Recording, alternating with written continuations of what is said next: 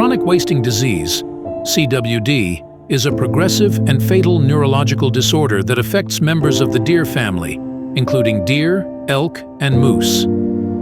It belongs to a group of diseases known as transmissible spongiform encephalopathies, TSEs, characterized by abnormal proteins called prions. Key points about chronic wasting disease. Transmission. CWD is believed to be transmitted through direct animal-to-animal contact, as well as indirectly through environmental contamination. Prions, the misfolded proteins associated with the disease, can persist in the environment for an extended period. Symptoms.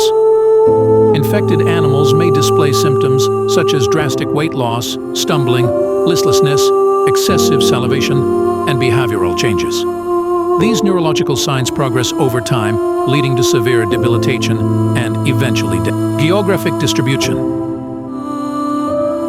CWD has been reported in various regions of North America, including the United States and Canada. It has also been identified in other parts of the world, such as South Korea and Europe. Impact on wildlife management. CWD poses significant challenges to wildlife management and conservation efforts. Infected populations can experience declines, affecting the balance of ecosystems. Management strategies often involve monitoring, testing, and in some cases, culling to control the spread of the disease. Potential zoonotic concerns. As of my knowledge cutoff in January 2022, there is no conclusive evidence that CWD can infect humans. However, due to the similarities between CWD and other prion diseases like Creutzfeldt-Jakob disease in humans, there is ongoing research and surveillance to assess any potential risks. Prevention and research. Prevention efforts focus on understanding the epidemiology of the disease, implementing surveillance programs, and developing strategies to manage and mitigate its impact on wildlife populations.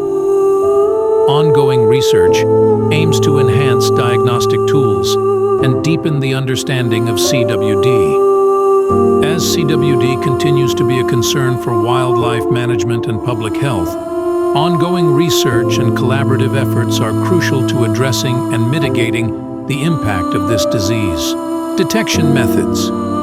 Detecting CWD in live animals can be challenging, and diagnosis often involves post-mortem examination of the brain and lymphoid tissues.